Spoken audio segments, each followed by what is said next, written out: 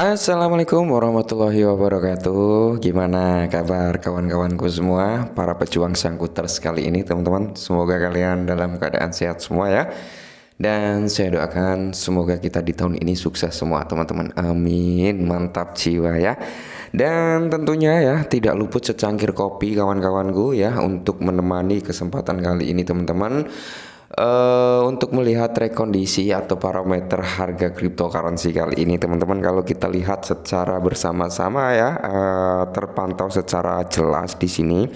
Kita lihat untuk Bitcoin masih bertahan di area 25.000 something teman-teman ya. Semoga saja sih kembali lagi nyentuh level 26 ya, karena kemarin sempat nyentuh juga di level 26. Semoga bisa segera nyentuh level 26 kembali. Amin ya. Dan di sini kalau kita lihat bersama teman-teman ya, bahwasanya keadaan kripto kali ini belum ada yang begitu baik ya, belum ada yang begitu baik. Untuk parameter harganya juga sama saja teman-teman, masih cenderung ya bisa dikatakan badai belum berlalu ya, badai masih menyerang gitu. Nah, jadi di sini teman-teman ya ada sedikit informasi ya, dan ini cukup menarik dan cukup bisa membuat kita itu berpikir beribu-ribu kali. Bener nggak sih seperti ini gitu keadaan Shiba? Bener nggak sih ini yang dilakukan orang seperti ini? Apakah kita akan melakukan hal yang sama seperti ini, atau kita akan diam saja seperti ini, atau kita malah cut loss gitu ya?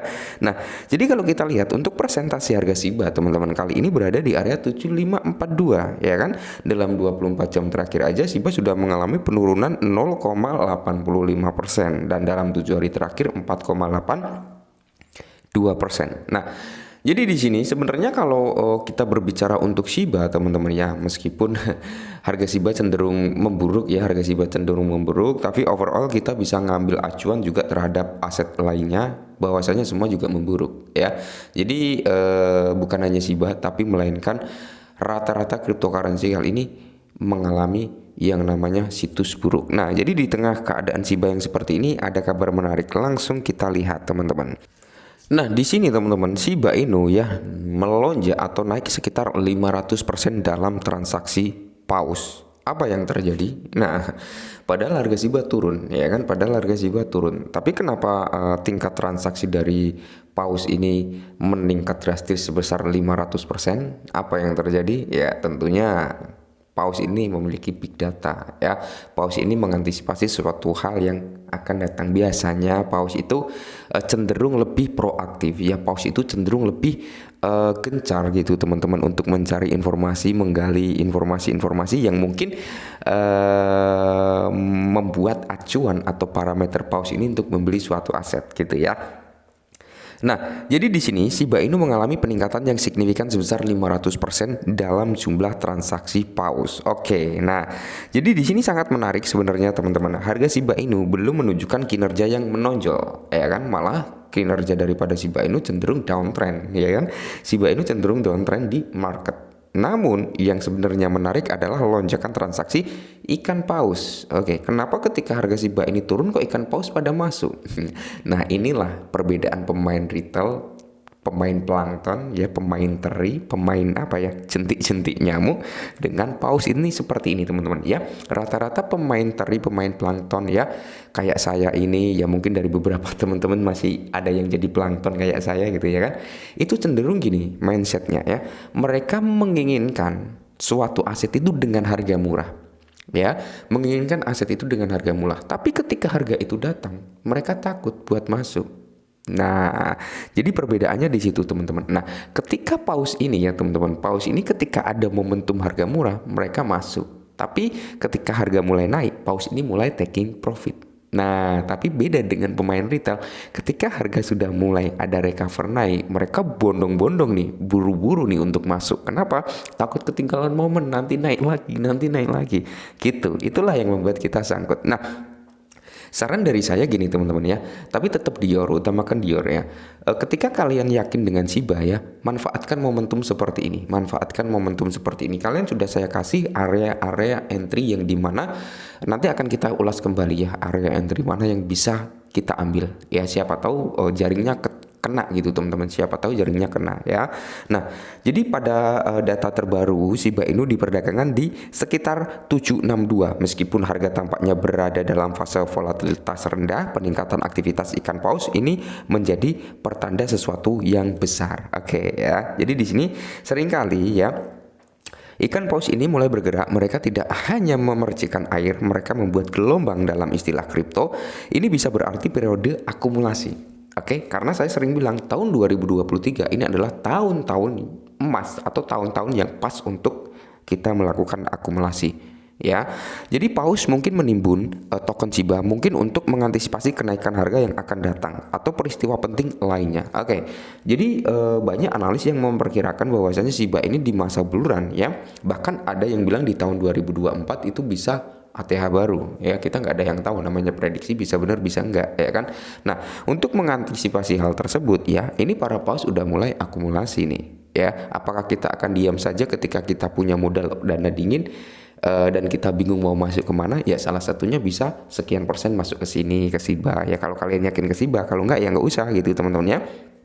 Nah, sekarang mengapa Whales memilih periode dengan volatilitas rendah untuk akumulasi? Sederhana, hal ini tidak terlalu menimbulkan kebisingan dan kecil dalam jumlah besar, sehingga memungkinkan proses akumulasi yang lebih bijaksana. Ini seperti mengisi piring Anda secara diam-diam di prasmanan sebelum orang lain menyadari bahwa hidangan terbaik sudah habis. Nah, jadi menurut Paus, harga Shiba kali ini adalah harga terbaik untuk melakukan akumulasi. Nah, jadi kalau kita lihat dari segi TA-nya teman-teman ya, kita masuk dulu ke trading view ya.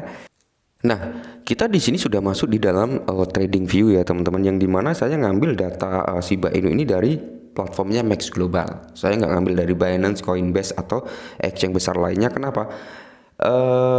Karena chart daripada di Binance, Coinbase itu nggak selengkap chart yang ada di Max Global. Karena di Max Global ini masih ada area pertahanan terakhir. Oke, kalau di Binance teman-teman, area pertahanan terakhir daripada Shiba itu udah nggak ada. Tapi kalau di Max masih ada, yaitu di area ini kepala 166 ya, sangat jauh sekali ya bang, kepala 166 gitu ya. Nah, jadi ketika sentimen market nggak cenderung membaik teman-teman, malah Bitcoin dominan semakin meninggi, Bitcoin price-nya semakin turun, ya tidak menutup kemungkinan harga ini juga bisa tersentuh. Nah, jadi yang saya bilang teman-teman, kalian bisa open posisi atau melakukan DCI dengan ambil open order ya, itu di area sini. Oke, ini teman-teman, itu di area 610 ya. Kenapa saya bilang di area 610 ya? Di sini sebenarnya area 610 ini udah pernah kejebol gitu teman-teman ya. Tapi tidak menutup kemungkinan area 610 ini juga area yang cukup kuat ya. Dia baru terjebol sekali meskipun ini area udah nggak fresh.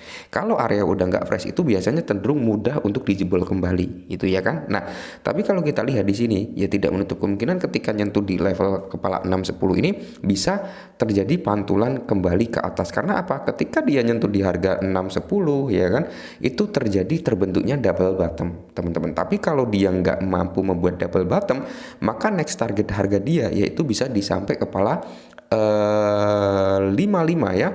Kalian bisa open posisi di area 50 sampai di area 43. Itu bisa kalian open posisi di situ teman-teman ya, bisa open posisi ke situ. Karena apa? Di sini bisa kalian lihat di sini ada sweep liquidity yang di sini ya teman-teman. Mana? Ini mungkin bisa menjadi area sedikit pantulan juga. Nah, ketika area ini nggak mampu nahan harga Shiba untuk jauh lebih turun, maka dia ada potensi sampai di area titik darah penghabisan, yaitu di kepala 162 atau 163 atau 17 itu. Nah, kalian bisa ambil entry open posisi di area 610 atau di area 65 kalau kalian ingin lebih simpelnya ya. Kalau 65 ya di area sini ya, 640 atau 65 sampai di area kepala 5 lah seperti itu. Dan bisa juga kalian pasang entry juga di area 47, area 50 sampai di area 41, atau kalian ambil juga yang paling ekstrim di area 16 atau 1718. Itu sudah sangat area ekstrim. Apakah Shiba mampu sampai area situ bang? Kita nggak ada yang tahu. Namanya kita ambil posisi ya kan, kita melihat dari data yang di sini. Ketika memang harga Shiba ini nggak mampu recover naik, ya tidak menutup kemungkinan area itu akan terjebol gitu teman-teman. Tapi ketika ada news yang masuk terhadap harga SHIBA ya, karena news ini the power of crypto ya. Ketika ada news harganya gila-gilaan naik, tapi koreksinya cenderung cepat. Maka dari itu saya sering bilang, ketika suatu aset mengalami lonjakan harga yang cukup signifikan, di situ hantu penurunan selalu ada. Maka dari itu jangan lupa taking profit. Karena tujuan kita untuk profit. Tetap taking profit itu jangan 100%, karena kita memiliki target jangka panjangnya di harga sekian gitu ya kan. Nah, ketika turun kita bisa masuk lagi. Nah, itu adalah area-area yang mungkin bisa kalian manfaatkan untuk ambil open posisi gitu teman-teman. Sebenarnya technical analysis ini kalau menurut saya pribadi dia akan kalah dengan adanya news. Tapi technical analysis itu sangat penting bagi kita untuk mencari area-area entry, area-area mana yang mungkin akan tersentuh untuk kita open posisi buy itu teman-teman. Atau orang-orang yang bermain derivatif, future dan sebagainya untuk open posisi buy, short atau long gitu teman-teman. Oke, mungkin ini sedikit informasi tentang SHIBA ya, semoga membantu. Salam cuan.